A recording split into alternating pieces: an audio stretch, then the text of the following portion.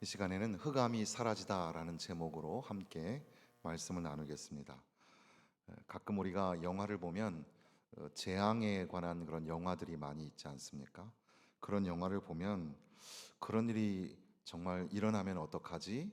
그런 걱정을 하게 됩니다. 아주 옛날에 일본 침몰이라는 영화가 있었어요. 옛날 필름식으로 되어 있는, 좀 배우들도 잘 모르는 배우들이고 막 그랬는데, 일본 사람들에게는 일본 그 열도 자체가 그 물에 가라앉을 것 같은 그런 두려움을 가지고 사는 겁니다. 항상 그게 걱정인 거죠. 뭐 우리나라에서도 몇 년 전에 백두산에 화산이 터진다면 그걸 가정해 가지고 그런 영화를 만들어서 그렇게 되면 서울도 다 무너지게 된다. 뭐 그런 이제 두려움의 재앙의 이야기들이 있습니다. 최근에 대만에서 유학 온 청년을 하나 만났었는데, 그 친구가 이 서울에서, 한국에서 살고 싶다 그런 얘기를 합니다. 여러 가지 이유가 있겠지만 그 중에 하나는 지진 때문에 그렇다는 겁니다. 대만에도 지진이 굉장히 많아서 그게 사람들의 심리 속에 두려움으로 자리를 잡고, 언젠가 땅이 무너지고 땅이 갈라져서 그 사람이 큰 이제 피해를 당하게 될 것이 우리에게 닥칠 수 있는 일이다, 이런 생각을 가지고 있는 거죠. 지금 이사야서 8장 9장의 그 분위기가 세계 최강의 그 이 아시리아라는 나라가 이스라엘을 침략하기 위해서 세력을 모으고 있는 겁니다. 그걸로 인해서 이제 이스라엘 땅에 초토화가 될 것이고 무자비하게 사람들이 목숨을 잃게 될 것입니다. 유대 땅에 살아가고 있는 사람들 중에는 두려움이 그 가운데 자리를 잡기 시작하는 겁니다. 그들의 앞에 있는 그런 불확실한 미래, 그건 실제로 매우 두려운 미래였습니다.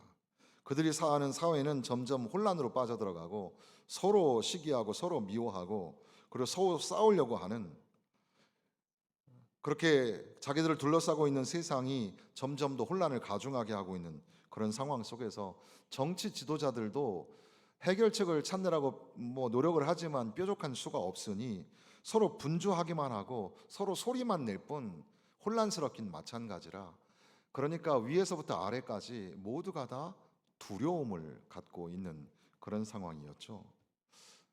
오늘 우리가 살고 있는 세상이 그런 세상이었다면 우리는 어떻게 살아야 할까? 우리 주변에 온통 위협이 둘러싸고 있고 다가올 미래도 예측 불가능하다면, 그러면 우리는 어떻게 살아야 할까? 그것을 오늘 말씀이 우리에게 가르쳐 주고 있는 겁니다. 우리가 다 읽지 않았지만 8장의 후반부의 내용 속에서 우리가 이렇게 어려운 상황 속에서 어떻게 살아가야 할까? 위험과 두려움이 가득한 세상 속에서 신실하게 하나님의 백성으로 살아가려면 어떻게 해야 할까? 이런 것들을 우리가 그 말씀을 통해서 알게 되는데, 크게 두 가지를 먼저 소개를 하고자 합니다. 8장에 보면, 8장의 12절 말씀에 보면, 이 백성이 반역자가 있다고 말하여도 너희는 그 모든 말을 따라 반역자가 있다고 하지 말며, 그들이 두려워하는 것을 너희는 두려워하지 말고 놀라지 말고. 그 다음 절에 보면 만군의 여호와 그를 너희가 거룩하다 하고 그를 너희가 두려워하며 무서워할 자로 삼으라. 그러니까 두려움이 없다고 말을 하는 게 아니에요. 두려움이 분명히 있습니다. 우리에게도 크고 작은 두려움이 있습니다. 나에게 병이 찾아오면 그걸로 인하여서 두려움이 생기고, 또 병원에 있으면 병원비가 많이 나올까봐 두렵기도 한 거죠. 이 병이 고칠 수 있을까? 뭐 남들은 고칠 수 있다고 얘기하는데도 불구하고 당사자, 병상의 수술실에 들어가는 본인에게는 두려움이 있을 수 있잖아요. 그런 것처럼 가만히 생각해 보면 내가 운전을 하고 가는데 다른 사람이 나를 들이받아서 교통사고가 나면 어떡하지? 또는 날아가는 비행기, 내가 타고 가는 비행기가 혹시 고장이 난다면 어떻게 할까라는 그런 걱정. 사실은 자연재해로 인하여 뭐 지진이 일어나거나 태풍이 일어나거나 홍수가 나거나 가뭄이 치거나 수많은 우리는 그런 두려움 속에 살아가는데, 그런 삶 가운데에 두려움이 분명히 존재하고 두려움이 있지만, 그러나 그걸 두려워하지 마라. 그러면서 이사야 선지자는 하나님의 말씀을 통해 뭐라고 하냐면, 두려워하지 마라, 그러나 두려워해라, 이렇게 말씀하는 겁니다. 지금 너희 앞에 펼쳐진 그것 때문에 두려워하지 말고 더 큰 자를 두려워하라, 이렇게 말씀하는 겁니다. 그러니까 거룩하시고 또 우리를 통치하시고 다스리시는 하나님, 그 하나님을 우리가 두려워하고 그 하나님을 경외하는 마음을 가지고 살아가야 할 것을 우리에게 말씀하시는 겁니다. 그러니까 우리에게 두려움이 있어요. 두려움이 있는데, 두려워하지 말라라는 말은 그거 두려워하지 말고 더 좋은 것, 더 최고의 것을 두려워하라. 그게 뭐냐 하면 하나님을 두려워하라. 제가 괜히 하나님 이름을 빙자해서 여러분들 겁주려고 하는 게 아니고, 여러분 조심하세요. 하나님 말씀 안 들으면 하나님을 혼내실 거예요. 하나님 두려워하세요, 이런 말을 하는 게 아니라, 우리가 세상에 많은 두려움 중에 사는데 그런 두려움에 흔들리지 말고 그 두려움을 극복하고 어떻게 신실하게 믿음으로 살까, 그러려면 우리는 더 큰 두려움이 되시는 하나님을 경외하는 마음으로 살 때 오늘 우리 안에 있는 두려움이 사라지게 된다는 겁니다. 또한 이러한 어려움 속에서 어떻게 우리가 살아갈 수 있을까? 가만히 보니까 8장 16절 말씀에 이런 말씀이 있어요. 너는 증거의 말씀을 싸매며 율법을 내 제자들 가운데서 봉합하라, 이렇게 되어 있습니다. 이 말씀이 뭐냐면, 이제 이 증거의 말씀을 다 기록을 하잖아요. 기록을 하고 이걸 싸매고 봉합을 한다는 말은 더 이상 수정 없음이란 뜻이에요. 원고를 우리가 책을 쓰거나 할 때도 몇 번의 수정을 거쳐서 최종적으로 컨펌을, 확정을 지어요. 그래야 이제 책이 되는 거예요. 마찬가지로 이 말씀을 기록한 이후에 싸매어서 그것을 봉합을 하는 것은 더 이상은 수정 없음이란 말이에요. 그러니까 이 하나님의 말씀, 이사야 선지자가 제자들 앞에서 봉합하라고 하신 하나님의 말씀은 오류가 없고, 하나님의 말씀은 참이라, 하나님의 말씀은 진리이고, 하나님의 말씀은 진실이다. 그러니까 선포되어지는 말씀, 그 말씀으로 이 혼탁한 세상을 이기며 살아가라는 그런 말씀이죠. 이사야 선지자는 제자들에게 이렇게 말하는 것처럼 보입니다. 내가 너희들에게 선포한 말씀은 하나님의 최종적이고 권위 있는 말씀이다. 심지어 너희가 위협적이고 불확실한 세상 한가운데 살아있듯이 그 말씀도 살아있는 것이다. 이것이 너희가 들어야만 하는 말씀이다. 하나님의 말씀은 이런 세상에서 너희가 어떻게 살아가야 하는가를 지도해 주는 빛이 될 것이다. 하나님의 말씀이 우리에게 말씀하시고 하나님의 말씀이 우리를 인도해 가실 때 우리는 혼탁하고 어지러운 그 세상 속에서도 믿음의 길을 걸을 수 있다는 말씀입니다. 문제는 뭐냐면, 당시의 예루살렘의 비극은 하나님의 말씀을 듣지 않는다는 거였습니다. 자신들의 머리 위로 밀어닥치는 재앙으로 인하여 혼란에 빠진 나날을 살고 있으면서도, 하나님의 심판이 쏟아지는 걸 자기들이 알고 있으면서도 하나님의 말씀을 필사적으로 찾고 필사적으로 들어서 하나님의 진노로부터 용서를 받아야 될 텐데 그렇지 않았다는 겁니다. 아주 몸이 건조하게 냉정하게 이스라엘 백성들은 하나님의 말씀을 듣지 않았다고 우리에게 말씀하고 있는 겁니다. 이것은 굉장히 충격적인 이야기죠. 왜냐하면 우리들도 하나님 말씀이 중요한 거 다 알아요. 살아계신 하나님의 말씀. 그런데 정작 우리의 삶의 자리에서 하나님의 말씀은 아무 의미가 없어요. 나침반도 아니고 내비게이션도 아니에요. 하나님의 말씀은 그냥 주일날 이제는 주일날 성경책 들고 다니는 분도 별로 없잖아요.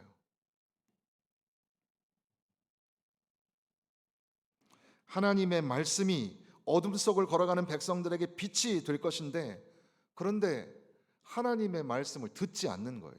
하나님 말씀 순종하지 않는 거예요. 이게 참 아이러니한 거죠. 여러분도 지금 다 듣고 계시잖아요. 듣고 있는데 듣지 않는 거예요. 그럴 수 있죠? 있습니다. 듣고 있지만 듣지 않는 거예요. 그래서 우리는 오전에도 생각한 것처럼 경청하는 것도 중요하지만 무엇을 듣는가가 굉장히 중요하고, 듣는다는 것은 내 귀를 좀 구멍부터 파가지고 하나님 말씀을 들을 때 하나님 말씀에 순종하기를, 그 순종하는 것을 즐거워하기를, 바로 그게 하나님의 말씀을 듣는 거죠. 근데 하나님의 말씀을 잘 알아요. 특별히 이 유대인들의 그 글자의 모음이 나중에 생기잖아요. 글자로 만들어지는 것은, 왜냐하면 그들은 항상 구전으로 전했단 말이에요.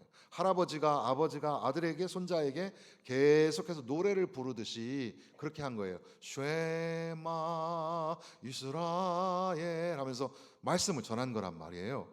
그러니까 머릿속으로부터 쟁쟁 울리는 게 하나님의 말씀이었어요. 그러니까 하나님 말씀 들은 거 아니에요? 그런데 하나님의 말씀을 듣지 않았다니까요. 하나님의 말씀을 듣지 아니하고 우상을 숭배하고 이방 나라에게 조공을 바치면서 하나님께 예배하지 않는 바람에 그들에게 지금 무서운 심판이 임하고 있는데, 그래서 혼탁한 세상을 살기 위하여 이사야 선지자는 이 8장의 후반부에 두 가지를 제안을 하는 겁니다. 그 세상의 것들을 두려워하지 말고 더 크신 하나님을 두려워하라. 두 번째는 이렇게 어지러운 세상 속에서 완전히 봉합되어진 하나님의 말씀, 살아있고 권위 있는 생명이 되시는 하나님의 말씀만이 너의 길에 등이 되고 빛이 된다. 하나님 말씀만이 살 길이다. 이렇게 말씀하시는 겁니다. 그런데 그러면서 오늘 우리가 조금 더 살펴보려고 하는 것은, 이제 이 8장의 맨 뒷 마지막 절에 보면 그들이 이제 말씀을 따르지 않음으로 말미암아 정녕 아침빛을 만나지 못하는 상태가 되는데, 그걸 한 단어로 뭐라고 하냐면 흑암이라 했어요. 흑암. 그래서 22절에 보면 흑암과 고통과 고통의 흑암뿐이리니, 환난과 흑암과 고통의 흑암뿐이리니 그랬습니다. 흑암. 캄캄한 거예요. 캄캄한 거예요. 앞이 캄캄할 때 기도 그러잖아요. 앞이 캄캄한 겁니다. 흑암이 그들에게 닥치게 될 것이다. 하나님 두려워하지 않고 세상만 걱정하고 하나님 말씀 듣지 않고 따르지 아니하면 너희에게 흑암이 임하게 될 것이다. 그런데 9장 우리가 읽은 1절 2절에도 흑암이라는 단어가 계속 나오죠. 어떻게 변합니까? 전에 고통받던 자들에게는 흑암이 없으리로다. 옛적에는 여호와께서 스불론 땅과 납달리 땅이 멸시를 당하게 하셨으나 후에는 해변길과 요단 저쪽 이방의 갈릴리를 영화롭게 하셨느니라. 흑암에 행하던 백성이, 그러니까 앞이 보이지 않아서 캄캄하게 행하던 백성이 큰 빛을 보고 사망의 그늘진 땅에 거주하던 자에게 빛이도다 그랬습니다. 내 영혼의 햇빛 비치니, 방금 우리 전도에서 찬양한 것처럼 빛이 비침으로 말미암아 흑암이 물러가고 흑암이 사라지게 되는, 그러니까 8장과 9장 바로 요 사이가 아주 극적인 반전이 있는 거예요. 흑암이 덮은 이스라엘, 그러나 장차 흑암이 없어지리라, 이렇게 말씀하시는 거죠. 그래서 No more gloom, 흑암이 사라지다, 이런 제목을 정하게 되었습니다.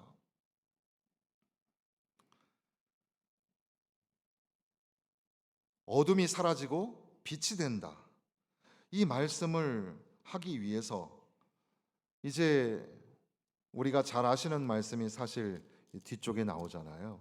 6절 7절의 말씀이 성탄절 즈음에 항상 읽혀지는 말씀인데, 한 아기가 우리에게 낳고 한 아들을 우리에게 주신 바 되었는데 그의 어깨는 정세를 메었고 그의 이름은 기묘자라 모사라 전능하신 하나님이라 영존하신 아버지라 평강의 왕이라 할 것임이라. 한 아기가 태어나고 그 아들이 주어짐으로 인하여 어둠 속을 걸어가는 백성들에게 빛이 되셨다는 거죠. 이 말씀이 그러니까 이 스불론 땅이라는 곳에 스불론 땅과 납달리 땅이 멸시를 받는 소외된 지역이었지만, 그러나 예수께서 갈릴리에 오셔서 예수님의 거룩한 사역을 하신 것을 예표하는 그런 말씀으로 이제 신약 성경에 인용이 될 겁니다. 바로 예수께서, 빛으로 오신 예수께서 어둠 속에 방황하는 사람들, 어둠 속에 헤매이는 사람들에게 빛으로 다가오셔서, 그래서 더 이상은 흑암이 없어졌구나, 어둠이 사라졌구나, 환한 빛을 보게 하신다는 겁니다. 말씀이 이 땅에 오신 그 로고스, 말씀은 곧 예수님이신데, 예수님은 나는 세상의 빛으로 왔다고 말씀하십니다. 그래서 우리가 새벽에도 성막의 등대 등잔을 소개하면서 빛으로 오신 예수님을 묵상을 했습니다. 빛으로 오신 예수님으로 인하여서 이 어두워져가는 세상이 밝아지게 되었다는 사실입니다. 영어의 이 글룸이라는 단어를 선택한 이유는, 글룸은 그냥 이 낮이었다가 밤이 되는, 그러니까 빛이, 그런 어떤 물리적인 빛이 사라졌다가 환하게 되는 것, 그러는 걸 의미하는 게 아니라 거기에다가 음울함과 암울함과 뭐 이런 거, 그러니까 막 기분도 나쁘고 막 앞도 안 보이고, 이게 눈을 뜨고 있어도 앞이 안 보이는 데가 있죠. 일이 막 모든 게 막 다 얽히고 설켜가지고 꼬여가지고 일이 안 되는 겁니다. 하나님, 어째 이런 일들이 나에게 이런 일이 일어납니까? 앞이 캄캄하다고 하는 거예요. 바로 그런 암울함이, 그런 어두운 그늘이 우리 가운데 있지만, 그러나 빛이 나타나서, 한 빛이 나타나서, 그래서 그 어두움이 사라지게 하고 흑암이 없어지게 하시겠다고 그렇게 말씀하시는 겁니다. 약속의 아들이신 예수 그리스도의 빛을 보라고 그렇게 말씀하시는 겁니다.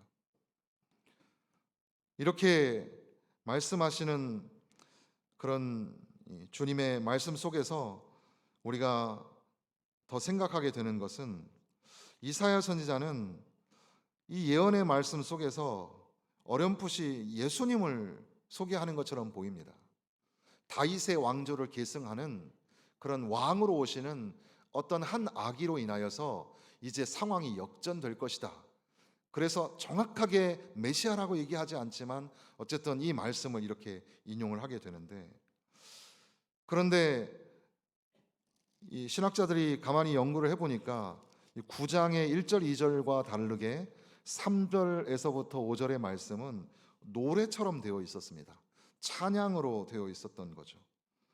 그래서 이 인용부가 되어 있고 찬양의 노래로 분위기가 바뀌어서 막 환호를 하는 것처럼 찬양의 노래를 부르는 거죠. 왜 찬양의 노래를 부르는가? 이제는 그렇게 과거에 이스라엘의 그 전투에서 이 기드온의 용사들이 미디안 대군을 물리쳤던 것처럼, 그래서 갈릴리 지역과 북쪽 지역을 다 해방했던 것처럼, 그렇게 하나님이 억압된 우리 사회를 해방시켜 주실 것이다, 그런 마음을 가지고 노래를 불렀습니다. 또한 두 번째 이유는, 하나님께서 반드시 이 침략자 아수르의 군대를 패하여 돌아가게 하실 것을 믿기 때문에 하나님이 그렇게 하실 것이다, 그런 마음을 가지고 노래를 불렀던 겁니다. 그런데 이제 더 큰 그 암시가 바로 한 아들이 태어나 그 아기를 평화의 왕으로 옹립하는 왕위 즉위식을 통해서 이제는 완전히 상황이 반전되고, 그리고 어두운 세상이 이제 광명의 세상으로, 환한 빛의 세상으로 바뀌게 된다, 이것을 말씀하시는 겁니다. 신약 시대를 지나서 오늘 우리 시대에는 이 말씀이 메시아와 관련된 복음의 말씀이고, 이것이 이제 성탄절에 즈음하여 우리에게 들려지는 것을 우리가 잘 알고 있습니다. 그러니까 그때에 비하면 훨씬 더 우리는 구체적이고 더욱더 선명하게 예수님을 평화의 왕으로 오시는 분이 예수님이구나, 이런 것들을 우리가 깨닫게 되고 그분을 바라볼 수 있게 된 거죠.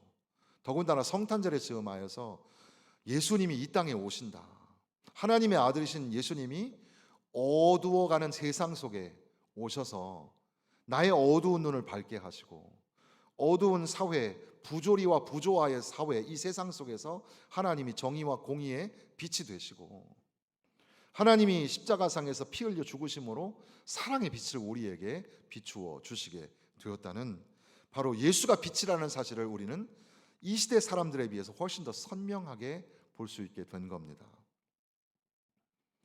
당시의 사람들은 두려움이 있었다, 혼란과 혼돈이 있었다, 이렇게 소개를 해드렸습니다. 다시금 오늘 저와 여러분의 삶을 한번 돌아보아야 합니다. 여러분들은 지금 믿음의 길을, 밝고 환한 길을 기쁘고 즐겁게 그렇게 걸어가고 계십니까? 아니면 예기치 못한 상황 속에서 지금 어둠을 맞닥뜨리고 있습니까? 아니면 지금 나는 어둠 속에 있는 것 같아요. 그래서 어떻게 해야 될지 모르겠어요. 직장을 무슨 일을 해야 될지도 모르겠고, 사람들과 관계를 어떻게 풀어야 될지도 모르겠고, 뭐 교회 나오고 싶지도 않고 안 나오고 싶지도 않고, 하여튼 잘 모르겠어요 나는. 그런 어둠 속에 계십니까? 아니면 큰 어려움이 여러분 가정에, 여러분 집안에 들이닥쳐서 그게 우리 가운데 도사리고 있음으로 인하여서 캄캄함을, 암울함을 느끼고 있지는 않으십니까? 이사야 선지자가 이스라엘 백성들에게 제안하였던 것처럼 오늘 이 말씀이 우리에게 다시 울려 퍼지는 겁니다. 우리는 이제 이 말씀을, 세 가지의 말씀을 기억하는 거죠. 흑암이 사라지고 어둠이 변하여 환하게 되는, 그렇게 사는 삶을 살기 위하여 우리는 세 가지를 기억하는 거죠. 하나는 세상을 두려워하지 말자, 하나님을 두려워하자, 하나님을 경외하자. 그렇게 하기 위해서 우리에게 가장 필요한 것이 뭐냐면 예배자로의 걸음이라고 생각합니다. 예배하러 나오셔야 합니다. 앞이 캄캄할 때, 뭔가 일이 풀리지 않을 때, 어둠 속에 있을 때, 문제가 해결되지 않을 때 예배자가 돼야 합니다. 예배드리지 않으면 아무리 여러분들이 애쓰고 풀려고 해도 풀리지 않아요. 하나님 앞에 신실한 예배자가 되면, 바로 하나님을 경외하고 하나님을 두려워하는 마음을 가지면 하나님이 그 세상에 두려워하는 것들을 두려워하지 않도록 만들어 주실 줄로 믿습니다. 하나님의 말씀을 우리 가운데 새겨 넣어야 합니다. 중심에 하나님의 말씀이 있어서, 하나님의 법이 있어서 내가 주의 뜻 행하기를 즐거워한다는 말씀처럼, 주의 말씀이 내 발의 등이요 내 길의 빛이니이다 하신 것처럼, 너희 속에 하나님의 말씀이 풍성히 거하여 관계를 회복하고 교회를 든든히 세우라고 하신 골로새서의 말씀처럼 하나님의 말씀을 내 가슴 속에 담고, 하나님의 말씀을 우리 머릿속에 담고, 하나님의 말씀을 우리 입술에 달고, 하나님의 말씀을 순종하여 손과 발로 섬김의 자리로 나아가는 것. 그러니까 하나님을 경외함이 예배라면 하나님의 말씀을 듣는 것은 여러분의 삶의 자리에서의 순종이라고 할 수 있겠습니다. 세 번째는 바로 흑암이 변하여, 흑암이 사라지고 환한 광명의 세상으로 변하게 되는 바로 그 자리에 빛으로 오신 예수, 이 땅에 하나님의 독생자이신, 우리를 살리시고 건지시기 위하여 십자가에서 죽이신 바 되신 바로 예수, 그분이 우리에게 빛으로 오셨다는 사실이죠. 그 지성소 안에 있는 등자는 하나의 줄기로 양옆으로 한 번, 두 번, 세 번, 전체 불이 7개의 등이 켜지게 되어 있습니다. 그 모든 것들은 마디마디가 다 연결되고 하나의 기름통으로 연결이 되어 있습니다. 성령의 충만함을 받고 각자가 다 예수 그리스도의 영광의 광채를 비추어 내어서 우리 모두가 다 빛을 발산하는, 아직 낮이어 가지고 예배 마치고 하나 둘 셋 점등식 해도 불이 환하게 보이지는 않을 거예요. 밤중에 궁금하시면 밤중에 한 번 더 와보세요. 네, 조명 우리가 하려고 하는데 이렇게 불이 켜질 때도 하나하나가 다 연결이 되어 있어서 쫙 불이 켜지게 되는 거거든요. 여러분, 우리 모두는 예수님의 영광의 광채를 발산하고 드러내는 빛의 역할, 빛의 그 거울의 역할을 감당하는 그런 사람들로 살아가야 합니다. 바로 예수님이 우리에게 빛이 되시고 예수님의 빛을 받고서 마치 모세가 하나님의 영광을 보고 얼굴이 환해진 것처럼 예수님을 만나고 예수님 때문에 우리 얼굴이 환해지고 우리가 가는 곳에 우리가 광염이 빛이 되고 소금이 되고 캄캄한 밤 하늘에 별빛이 되어서 그렇게 어둠을 비춰내는 빛의 사람으로 살아갈 때, 그때 우리는 이 혼돈과 두려움의 세상 속에서도 믿음의 길, 신자의 길을 걸을 수 있는 줄로 믿습니다. 어둠에 둘린 밤, 그러나 그 밤에 영광의 광채가 비추었다는 사실을 기억하면서 이번 한 달, 또 이번 한 주간 이 어둠 속에서도 믿음의 길 걸으시기를 주님의 이름으로 부탁을 드립니다.